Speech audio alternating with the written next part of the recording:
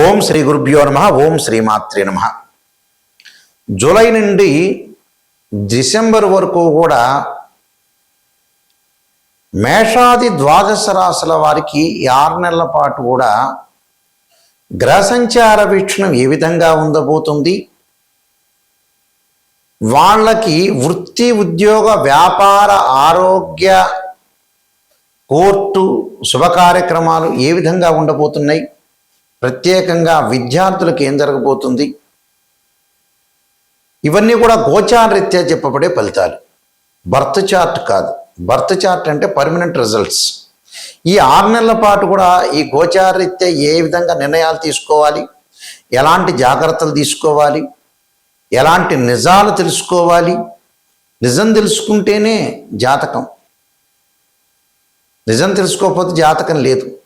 ఎక్కడైతే నెగిటివ్ తెలుసుకొని ఆ నెగిటివ్ని మనం పాజిటివ్ చేసుకోవడం ఎలాగా, ఆ నెగిటివ్ని మనం ఓవర్కమ్ చేసుకోవడం ఎలాగా అనేది తెలుసుకుంటేనే మనకు మంచి జరిగే అవకాశాలు ఎక్కువ ఉంటాయి. అంటే అసత్యం ముసుగులో ఉండకూడదు. సత్య దూరం చాలా ఇంపార్టెంట్. ఇక్కడ సత్యం తెలుసుకోవడం చాలా ఇంపార్టెంట్. ఎక్కడైతే నెగిటివ్ ఉంటుందో దాన్ని మనం పాజిటివ్ చేసుకోవడం ఎలాగా అనే విషయాలన్నీ కూడా జాగ్రత్తగా గమనించాలి. బర్త్ చార్ట్కి గోచారానికి లాట్ ఆఫ్ డిఫరెన్స్ ఉంటుంది. పదే పదే నేను ప్రేక్షకులు చెబుతున్నాను, గోచారం వేరు, బర్త్ చార్ట్ వేరు. అదొక సెక్షను, ఇదొక సెక్షను. అది లైఫ్ లాంగ్ ప్రిడిక్షన్, ఇది కొంతవరకు ప్రిడిక్షన్. ఎప్పుడు కూడా గోచారం అనే 20% రిజల్ట్ ఇస్తుంది. బర్త్ చార్ట్ ఏమిటి అని అంటే లైఫ్ లాంగ్ రిజల్ట్ ఇస్తుంది. ఈ గోచారంలో మనం ఎందుకు చూడాలి 20% రిజల్ట్ అంటే, ఎక్కడ కూడా అవాంతరం జరగకుండా, వచ్చే అదృష్టాన్ని మనం పోగొట్టుకోకుండా, వచ్చే దురదృష్టం అనే దాన్ని దురదృష్టాన్ని తగలకుండా, రాకుండా, ఒకవేళ వస్తే కూడా దానికి ఏం చేయాలనేది, ఎలాంటి నియంత్రణ చేయాలి, ఎలాంటి పరిహారాలు చేయాలి తెలుసుకోవటానికే గోచారం. అందువల్ల ఈ గోచార ఫలితాలు ఈ 6 నెలల పాటు ఏ విధంగా ఉన్నాయో ఒకసారి తెలుసుకుందాం. ఈ 6 నెలల పాటు కూడా గ్రహగమన గతుల్ని మనం చూసుకునేటట్టయితే, సూర్యగ్రహము మిథున రాశి నుంచి మిథునము, కర్కాటకం, సింహం, అలానే కన్య, తుల, వృశ్చికము, ధనస్సు రాశిలో సంచారం చేస్తుంటారు. అంటే మిథున రాశి నుంచి ధనస్సు రాశి వరకు రవి సంచారం. అలానే బుధుడు కూడా మిథున రాశిలో ఉంటాడు జూలైలో. అలానే డిసెంబర్ వరకు కూడా ధనస్సు రాశికి చేరుతాడు. అంటే మిథునం, కర్కాటకం, సింహం, కన్య, తుల, వృశ్చికము, ధనస్సు. అంటే రవి బుధులు ఇద్దరు కూడా మిథునం నుంచి ధనస్సు రాశి వరకు ఉంటారు. అలానే శుక్రుడు వచ్చేటప్పటికల్లా సింహరాశిలో సంచారం చేస్తాడు జూలైలో. సింహం, కన్య, తుల వరకు ఉంటాడు డిసెంబర్లో. అలానే కుజుడు వచ్చేటప్పటికల్లా వృషభం నుంచి సింహం వరకు, అంటే వృషభం, మిథునం, కర్కాటకం, సింహం. రాహు డిసెంబర్ 6వ తారీఖున మారతాడు. కుంభరాశి నుంచి మకర రాశిలోకి సంచారం చేయటం. కేతు వచ్చేటప్పటికల్లా సింహరాశి నుంచి కర్కాటక రాశిలోకి సంచారం చేయటం జరుగుతుంది. శని వచ్చేటప్పటికల్లా శని మీన రాశిలోనే ఉన్నాడు, వక్రగతిలోకి వెళ్ళిపోతాడు. ఎప్పుడు వక్రగతిలోకి వెళ్ళిపోతాడు? జూలై 27 నుంచి వక్రారంభం ప్రారంభమవుతుంది. ఎప్పటి వరకు ఉంటారు? డిసెంబర్ 11వ తారీఖు వరకు ఉంటాడు. 10వ తారీఖు నైట్ వరకు. 11వ తారీఖు నుంచి మళ్ళీ అదే మీనరాశిలో వక్ర త్యాగం అయిపోతుంది. ఎప్పుడైతే నేను చెప్పిన 27లో వక్రస్థితిలోకి వెళ్ళిపోతాడో, డిసెంబర్ వరకు వక్రస్థితిలో ఉంటాడు. 11వ తారీఖు తర్వాత 11వ తారీఖు నుంచి మళ్ళీ వక్రస్థితి అనేది పోయి సాధారణ స్థితికి మీనరాశిలో చేరుకుంటాడు. గురువు వచ్చేటప్పటికల్లా అక్టోబర్ 31 వరకు కర్కాటక రాశిలో ఉండి, అంటే 30వ తారీఖు వరకు కర్కాటక రాశిలో ఉండి 31వ తారీఖు నుంచి అతిచారంతో సింహరాశిలోకి వెళ్ళిపోతాడు. ఎప్పటి వరకు ఉంటారు? డిసెంబర్ 11వ తారీఖు వరకు ఉంటాడు. ఇక్కడ డిసెంబర్ 13వ తారీఖు వరకు ఉండి మళ్ళీ గురువు అదే సింహరాశిలో వక్రారంభం ప్రారంభమవుతుంది. ఇక్కడ వక్రారంభం అనేది ప్రారంభమవుతుంది. కాబట్టి ఇక్కడ ఈ స్థానాల్లో ఈ గ్రహాలు ఉండటం వల్ల ఎలాంటి ఫలితాలు జరగబోతున్నాయో మనం తెలుసుకుందాం 6 నెలల పాటు కూడా. మేషరాశి వారికి ఈ 6 నెలల పాటు గ్రహగమన గతులన్నీ కూడా మనం పరిశీలన చేసినట్లయితే, శని ప్రభావం వల్ల కొద్దిగా జాగ్రత్తగా నిర్ణయాలు తీసుకోవాలి, నియంత్రణ చేసుకోవాలి. ముఖ్యంగా ఆర్థిక బలాన్ని బాగా పెంచుకోవాలి. సంతాన విషయంలో సరైన నిర్ణయాలు తీసుకోవాలి. అలానే తల్లిదండ్రులు సంతానాన్ని మధ్య మనస్పర్ధలు రాకుండా చూసుకోవాలి. అంటే ఆర్థిక పరంగా లావాదేవీలు బాగా పెంచుకుంటారు. శుభ కార్యక్రమాల్లో పాల్గొనే అవకాశాలు, ఇళ్ళు, ఆస్తులు, పొలాలు బాగా కొనుగోలు చేయటం ఒకటి. అలానే సంతానం తీసుకునే విషయాలు కొంత మొండి నిర్ణయాలు తీసుకుండా అనేక అంశాలు, వాళ్ళ యొక్క విద్య, వాళ్ళ యొక్క పెళ్ళిళ్ళు, వాళ్ళ యొక్క ఉద్యోగాల్లో మంచి నిర్ణయాలు తీసుకోండి. అలా సంతాన విషయాలు అధికంగా జాగ్రత్తలు మటుకు తీసుకోవాలి. వాళ్ళ ఆరోగ్య పట్ల కూడా మనం శ్రద్ధ పెట్టడం మంచిది. ఎందుకంటే పిల్లలు బాగుంటేనే తల్లిదండ్రులు బాగుంటారు. తల్లిదండ్రులు ఎక్కడున్నా కూడా పర్వాలేదు, కానీ పిల్లలు బాగుంటేనే తల్లిదండ్రులు బాగుంటారు. అయితే ఇల్నాటి శని మొదటి భాగం ఇక్కడ జరుగుతున్నప్పటికీ కొంత అనుకూలంగా వస్తున్నా కొన్ని విషయాల్లో జాగ్రత్త తప్పదు. అంటే ఏదో విధంగా మేషరాశి వాళ్ళు ఇగో ప్రాబ్లమ్స్ పెరిగే అవకాశాలు ఉండటం ఒకటి. దీంతో ఉద్యోగ వ్యాపార విషయాల్లో కూడా కొన్ని సమస్యలు హఠాత్తుగా పెరగకుండా చూసుకోండి. కొన్ని పెరుగుతుంటాయి. అంటే ఎదుటి వాళ్ళ వల్ల మనం ఏదైతే ఇగో పడుతున్నామో కొంత వాళ్ళకు కూడా, కొంత వ్యక్తులకు ఎదుటి వాళ్ళకు కూడా వాళ్ళకి ఏంటంటే వాళ్ళు కూడా కొంతమంది హర్ట్ అయ్యే అవకాశాలు ఉంటాయి. అలాంటి హర్ట్ కాకుండా లౌకికంగా ఉండండి. ఒక్కసారి తాము చేసే ఉద్యోగాల్లో కూడా ప్రమోషన్లు బదులు డిమోషన్లు రాకుండా చూసుకోండి. ఉద్యోగపరంగా కూడా కొంచెం జాగ్రత్తగా ఉండండి. అలానే తాము గొప్పవారనే కొన్ని ఆలోచనలు కలిగే అవకాశాలు ఉంటాయి. అలాంటి ఆలోచనలు నియంత్రించుకోండి. వ్యతిరేక పవనాలు రాకుండా చూసుకోండి. అలానే రుణబాధల విషయంలో కొంత జాగ్రత్తగా ఉండండి. అలానే ఉన్నదాంతో కొంత సర్దుకుపోయే మనస్తత్వాన్ని పెంచుకోండి. దానితో పాటు విదేశాలకు వెళ్ళే అవకాశాలు ఎక్కువగా ఉంటాయి. శుభ కార్యక్రమాల నిర్వహణ చేస్తారు. భూములు, ఇళ్ళు కూడా కొనుగోలు చేసే అవకాశాలు ఉంటాయి. అధిక ప్రయాణాల వల్ల నష్టం కలగకుండా చూసుకోవడం చాలా మంచిది. అలానే వీళ్ళు ప్రత్యేకంగా నేను కొన్ని పరిహారాలు చెప్పబోతున్నాను. ఆ పరిహారాల్లో ముఖ్యంగా వీళ్ళు విద్యార్థులు దక్షిణామూర్తి స్తోత్ర పారాయణం చేయండి. విద్యార్థులు కొద్దిగా అనుకూలంగా ఉండదు, చదువు మీద బాగా కాన్సన్ట్రేషన్ చేయండి. తారామహాదేవి యొక్క స్తోత్ర పారాయణం చేయండి. అలానే కమలాదేవి స్తోత్రం యొక్క పారాయణం చేయడం ఒకటి, విష్ణు సహస్రనామ పారాయణం ఒకటి, ఆంజనేయాయుధ్యే వాయుపుత్రాయుధ్యమే తన్నో హనుమత్ ప్రచోదయాత్ అనే మంత్రాన్ని చక్కగా చదువుకోండి. అలానే వీళ్ళు దానం చేయాల్సింది ఏమిటి అంటే శనగలు దానం చేయాలి, కందులు దానం చేయటం, పెసలు దానం చేయండి. చేయటం వల్ల మీ మంచి జరిగే అవకాశాలు ఖచ్చితంగా ఉంటాయి. అలానే శనివారం రోజున తప్పకుండా నల్లని ద్రాక్షారసంతో శనికి అభిషేకం చేయండి. చేయటం వల్ల కూడా మీకు అనుకూలంగా ఉంటుంది. రాహు యొక్క బలం వల్ల కూడా విదేశాలకు వెళ్ళే అవకాశాలు ఖచ్చితంగా ఉంటాయి. ప్రధానంగా ఇవన్నీ కూడా గోచారరీత్యా చెప్పబడే ఫలితాలు అంటారు. అంటే గ్రహాల యొక్క మార్పును మనం చూసుకునేటట్టయితే మేజర్ గ్రహాలైన గురువు, శని, రాహు, కేతులు, నేను ఇందాక చెప్పినట్టుగా రవి, బుధ గ్రహాలు ఒక రాశి నుంచి మరో రాశికి మారటం, కుజుడు మారటం, శుక్రుడు మారటం, ఈ మార్పుల వల్ల, గురువు శని మార్పుల వల్ల ఇలాంటి ఫలితాలు జరిగే అవకాశం ఉంటుంది. ఇవన్నీ కూడా గోచారరీత్యా చెప్పబడే ఫలితాలు. బర్త్ చార్ట్కి గోచారానికి లాట్ ఆఫ్ డిఫరెన్స్ ఉంది.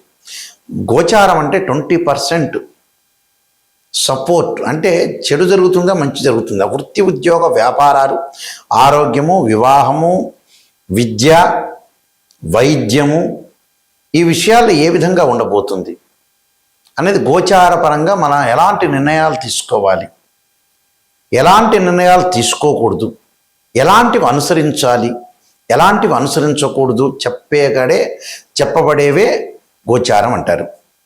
అంటే మనం నడిచే నడకలో ఎలాంటి మార్పులు వస్తాయి, ఎలాంటి నిర్ణయాలు తీసుకోవాలి, ఇది ఈ 6 నెలల పాటు ఎలాంటి పొరపాటు చేయకూడదు. అంటే ఈ 6 నెలల పాటు ఇలాంటి చాలా జాగ్రత్తగా చూసుకోండి. ఆరోగ్యం అంటే కొద్దిగా భగవంతుని యొక్క ఆరాధన చేయాలి, వైద్యుడిని సంప్రదించాలి, జాతకపరంగా ఎలా ఉందో అని చూపించుకోవాలి. బర్త్ చార్ట్ చాలా ఇంపార్టెంట్. ఇది 20%, బర్త్ చార్ట్ 80%. చాలామంది కూడా బర్త్ చార్ట్ పరిశీలన చేసేటప్పుడు కేవలం మాకు గురువుగారండి ఇలా రాశిచక్రం అండి ఈ లగ్నంలో ఇది ఉందని చెబుతారు. అది కాదండి. రాశిచక్రంలోనే మకర రాశిలో గురువు 5 డిగ్రీలో ఉంటే నీచ, తర్వాత పరమనీచ. కొన్ని గ్రహాలకు ఉచ్చ నీచ స్థితులు ఉంటాయి. ఎన్ని డిగ్రీల వరకు ఉచ్చ, ఎన్ని డిగ్రీల నీచ, ఏ దృష్టి ఉంది, కేవలం రాశిచక్రమే చూడటం కాదు, 16 డివిజనబుల్ చార్ట్స్ ఉంటాయి. అవన్నీ పరిశీలన చేయాలి. అంటే ఒక అమ్మాయికి కానీ అబ్బాయికి కానీ వివాహం జరగట్లేదంటే రాశిచక్రము నవాంశము భావచక్రంలో మధ్యవాన్ని కూడా తీసుకోవాలి. ప్రారంభము మధ్యము అంత్యము అంటారు చివరిలోనే. ఎన్ని డిగ్రీల్లో క్యాలిక్యులేషన్ చేయాలి, దశలు ఎలా ఉన్నాయి, అంతర్దశలు ఎలా ఉన్నాయి, ఇవన్నీ చూడాలి. దశలు, అంతర్దశలు, వీలైతే ప్రాణదశలు, ఇవన్నీ కూడా చాలా ఇంపార్టెంట్. ఇవి చూడాలి. ఈ చక్రాన్ని మ్యాథమెటికల్ క్యాలిక్యులేషన్ వేయాలి. ఇలాంటివన్నీ చూసిన తర్వాతే మనం జాతకాన్ని చెప్పాలి. అలానే ద్వాదశ భావాధిపతులు ఉంటారు. తను భావానికి రవి అని, ద్వితీయ భావానికి గురువు అని, తృతీయ భావానికి కుజుడని, చతుర్థ భావానికి చంద్రుడు బుధుడని, అలా పంచమ భావానికి గురువు అని, షష్టమ భావానికి కుజుడని, ఇలాంటి భావాలన్నీ మనం చూడాలి. భావాధిపతులు, రాస్యాధిపతులు, ఆ గ్రహం ఏ స్థానంలో ఉంది, ఈ మూడింటిని కూడా అనాలిసిస్ చెయ్యాలి. మళ్ళీ దృష్టి, జాతకంలో ఏమైనా కాలసర్ప దోషం ఉందా, సర్పదోషం ఉందా, పునర్భవ దోషం ఉందా, మాంగళిక దోషం స్త్రీలకు ఉందా, వివాహపరంగా ఉండే దోషాలు ఏమైనా ఉన్నాయా, ఆరోగ్యపరంగా ఇబ్బందులు ఏ విధంగా ఉండబోతున్నాయి, ఉద్యోగపరంగా రవి ఎక్కడున్నాడు, ఇలాంటి అన్ని గ్రహాలని కూడా అనాలిసిస్ చేయాలండి.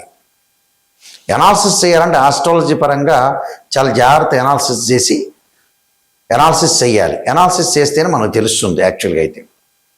అయితే మమ్మల్ని అప్రోచ్ అయ్యే వాళ్ళు ఎవరైనా సరే నిజాన్ని తెలుసుకోండి. నిజం అనేది నిప్పు లాంటిది. అంటే ఎక్కడైతే నెగిటివ్ ఉంటుందో దాన్ని మనం పాజిటివ్ చేసుకోవాలి. నా దగ్గరికి వచ్చిన వాళ్ళు ఎవరైతే ఉన్నారో, ఎవరైతే వస్తారో వాళ్ళందరికీ కూడా, మీకు ప్రేక్షకులందరికీ కూడా ఒక ముఖ్య గమనిక, అందరూ కూడా వాయిస్ రికార్డింగ్ పెట్టుకోండి. నేను చెప్పేది వాయిస్ ఎందుకు రికార్డింగ్ పెట్టుకోమంటున్నా అంటే మళ్ళీ రిపీట్ వినే అవకాశం ఖచ్చితంగా ఉంటుంది. అది నేను నెగిటివ్ చెబుతున్నానా పాజిటివ్ చెబుతున్నా తెలుసుకోండి. కానీ ఖచ్చితంగా నెగిటివ్ తెలుసుకోవాల్సిందే. పాజిటివ్ తెలుసుకునేటట్టయితే మీకే తెలుస్తుంది జాతకం, మా కన్సల్టింగ్ ఫీజు ఇవ్వక్కర్లా. నెగిటివ్ గురించే రాబోయే రోజుల్లో వృత్తి ఉద్యోగ వ్యాపారాలు ఎలా ఉండబోతున్నాయి, ఆరోగ్యపరంగా నిజం తెలుసుకోవాలి, ఉద్యోగపరంగా నిజం తెలుసుకోవాలి, వ్యాపారపరంగా నిజం తెలుసుకోవాలి, వివాహపరంగా కూడా నిజం తెలుసుకోవాలి. నిజం తెలుసుకోలేదనుకోండి మనం మోసం చేసుకునే వ్యక్తులం అవుతాం. అంటే స్వయంకృత అపరాధం. మనం మోసం చేసుకొని మనం బ్లేమ్ చేసుకున్నట్టు అవుతాం. నిజాన్ని తెలుసుకోవాలి. సత్యదూరం అంటారు చూసారా, అలా నిజాన్ని తెలుసుకొని మనం ముందుకెళ్తే మన జీవితం లైఫ్ బాగున్నట్టే. ఎక్కడైతే నెగిటివ్ ఉంటుందో దాన్ని పాజిటివ్ చేసుకుని ముందుకెళ్తే మనకు మంచి జరిగినట్టే. అందువల్ల ఇన్ని డివిజనబుల్ చార్ట్స్ చూడాలి. కేవలం రాశిచక్రంతో తెలియదు. రాశిచక్రంలో లేని నవాంశంలో తెలియవచ్చు, నవాంశంలో తెలియవచ్చు. అలానే వృత్తిరీత్యా మనం ఎలా తెలుసుకోవాలి, రాశిచక్రము, దశమాంశము, భావచక్రం, దశలో అంతర్దశలు. సంతానపరంగా ఎలా తెలుసుకోవాలి, రాశిచక్రం, సప్తమాంశం, భావచక్రం, దశలో అంతర్దశలు. ఈ మోడల్లో మనం అనాలిసిస్ చేయాలి. ఈ మోడల్లో దశలు అంతర్దశలు, ఒక్కొక్క లగ్నానికి మంచి దశలు ఉంటాయి, చెడ్డ దశలు ఉంటాయి. ఏ దశలు కలిసి వస్తాయి, ఏ అంతర్దశలు కలిసి వస్తాయి అనేది కంప్లీట్గా ఆస్ట్రాలజీ పరంగా అనాలిసిస్ చేయాలి. చాలామంది కూడా కంప్లీట్గా అనాలిసిస్ చేయకుండా ఏదో గొప్పలు చెప్పడం. ఒక్కటి గుర్తుపెట్టుకోండి, ఫేక్ అనేది గమనించండి. ఇప్పుడు చెబుతున్నారు ఉదాహరణకి, ఈశాన్యంలో ఉప్పు దీపం పెట్టండి, ఆ ఉప్పు దీపంతో కోటీశ్వరులు అవుతారట. ఎంతమంది ఉప్పు దీపాలు పెట్టారు, ఎంతమంది ఉప్పు దీపం పెట్టిన అన్ని నగరాల్లో అందరూ కోటీశ్వరులు అయ్యారా? అది రాంగ్ సంబంధించినవి, అంటే రాంగ్ రెమెడీస్ అని అర్థం. అలా కాదు, జాతకంలో నిజాన్ని తెలుసుకోవాలి. ఒకడేమో ఎలా చెబుతున్నాడంటే చూడండి, కొంతమంది ఎలా చెబుతున్నారు ఆస్ట్రాలజర్స్ కూడా, వాళ్ళు నిజమైన ఆస్ట్రాలజర్స్ కాదు. నిమ్మకాయ కోయండి, దాని మీద ఉప్పు వేయండి, కుంకుమ వేయండి, మీ ఎదురు మీ ఇల్లు ఉంటుంది వాళ్ళ దగ్గర పెట్టండి అంటాడు. వాడి డబ్బు వచ్చితే వీళ్ళకి చేరుతుందట. చూడండి ఎంత విచిత్రమైన రెమెడీస్ చెప్తున్నారు. అవి కాదు. ఎప్పుడైనా సరే రెమెడీస్ అనేవి వేరే ఉంటాయి. అది మంత్రశాస్త్రంలో ఉంటుంది. వేదం ఏం చెప్పింది, యజ్ఞ యాగాది క్రతువులు అభిషేకాలని చెప్పింది. లేదా ఆ మంత్రాన్ని చదువుకోవటం, ఇంట్లో మీరు భగవంతుడి యొక్క మంత్రాన్ని స్తోత్రాన్ని పారాయణం చేసుకోవటం, ఇలాంటి మంత్రాలు చదువుకుంటే చాలా మంచిది. అందువల్ల ఇవన్నీ గమనించండి. ఎవరెవరిని చెబుతున్నారు ఆస్ట్రాలజీ పరంగా, మ్యాథమెటికల్ క్యాలిక్యులేషన్ మోస్ట్ ఇంపార్టెంట్. మేము వంశపారంపర్యంగా చెప్పే వ్యక్తులం. నేను 15 బుక్స్ రాశాను. కాలసర్పయోగము, కాలసర్పయోగ చంద్రిక, రాహుకేతులు, ఛాయాగ్రహాలు, స్వప్నశాస్త్రం, బృహత్ పరిహార సింధు, అలానే జాతక చంద్రిక, వివాహ మార్తాండము, స్వప్న శాస్త్రము, పుత్ర గణపతి వ్రతము, ఇలాంటి నెంబర్ ఆఫ్ ఆస్ట్రాలజీ, అలానే prediction of astrology, transit of planets, ఇలాంటి నెంబర్ ఆఫ్ బుక్స్ రాసి, అలానే నవగ్రహ దోషాలు పోవడానికి ద్వాదశ మహావిద్యల యొక్క సూత్ర పరణాలు, ఇవి మా దగ్గర దొరుకుతాయి. ఇవన్నీ కూడా మోహన్ పబ్లికేషన్ వారు రాజమండ్రి వాళ్ళు ప్రింట్ చేశారు. వాళ్ళ దగ్గరైనా మేము పుస్తకాలు తీసుకోవచ్చు. రాజమండ్రిలో కోటగుమ్మంలో మోహన్ పబ్లికేషన్ అతి పెద్ద పబ్లికేషన్ ఉంది. వాళ్ళ దగ్గర కూడా మీ మా బుక్స్ దొరుకుతాయి. కాబట్టి మా వెబ్సైట్ www.nayakanti.com, www.nayakanti.in చూడండి. నిజాన్ని తెలుసుకునే వాళ్ళు మాత్రమే మాకు ఫోన్ చేయండి. నిజం తెలుసుకున్నారనుకోండి మీకు మంచి జరిగే అవకాశం ఉంటుంది. నా ద్వారా, నాయకంటి గారి ద్వారా 10 మంది బాగుపడితే కూడా అయ్యో వీళ్ళు నా ద్వారా బాగుపడ్డారని మాకు కూడా సంతృప్తి అవుతుంది. ఎందుకంటే మనిషి బతికేది లేదు, ఉండేది లేదు. ఏ రోజైనా కూడా బ్యాగ సర్దుకొని వెళ్ళిపోవటమే. 55 ఏళ్ళు 60 ఏళ్ళు రాగానే మనిషి ఉండేది ఏం లేదు. మనకి ఎప్పుడూ మనం ఎవరికి కూడా పాపం చేయకూడదు, ఎవరికి నష్టం చేయకూడదు. కర్మ ఫలితం అంతా కూడా అనుభవించే అవకాశం ఉంటుంది. కాబట్టి జాగ్రత్తగా మనం ప్రతి వాళ్ళని మంచిగా చూడాలి, మనం మంచి మార్గంలో నడవాలి, మనం మంచి నిర్ణయాలు తీసుకోవాలి, భగవంతుడి యొక్క ఆరాధన చేయాలి, గురువుని గౌరవించాలి. ఇది చాలా ఇంపార్టెంట్. అదే చాలామంది కూడా చదువుకున్నా కూడా బ్రెయిన్ మెచ్యూరిటీ వాల్యూస్ పెరగదు. చూడండి, చాలామంది కూడా రకరకాలుగా పెరగకుండా ఉండేవాళ్ళు చాలామంది ఉన్నారు. అందువల్ల బ్రెయిన్ అనేది పెంచుకోవాలి. ఎక్కడ మిస్టేక్ చేస్తున్నా స్త్రీయ లోపం పెరుగుట పెద్ద విద్య, లోపం ఎరిగిన వాడే పూర్ణుడవుతాడు. అలాంటి విషయాలు చాలా జాగ్రత్తగా చూసుకోండి. నేను ముందుగానే మీకు ఆ పరిహారాలని చెప్పి ఆ పరిహారాలు మీరు పాటించండి. పాటిస్తే మంచి జరుగుతుంది. ఏదన్నా ఫోన్ చేయాలంటే స్క్రీన్ మీద స్క్రోలింగ్ అవుతున్న నెంబర్ ఉంటుంది. ఆ నెంబర్ డైరెక్ట్ నా దగ్గరికి వచ్చేస్తుంది. నేనే మీతోటి క్లియర్గా మాట్లాడతా. నేను జాతకం చెప్పేటప్పుడు కూడా వాయిస్ రికార్డింగ్ అనేది పెట్టుకోండి. మళ్ళీ వాయిస్ రికార్డింగ్ అనేది పెట్టుకుంటే ఏంటంటే మీరు రిపీట్గా వినే అవకాశం ఉంటుంది. నిజాన్ని తెలుసుకునే వాళ్ళు మాత్రమే నాకు ఫోన్ చేయండి. మీ అందరికీ కూడా పరమేశ్వరుడి యొక్క కరుణాకటాక్షం ఉండాలని ఆశిస్తూ సర్వే జనా సుఖినో భవంతు.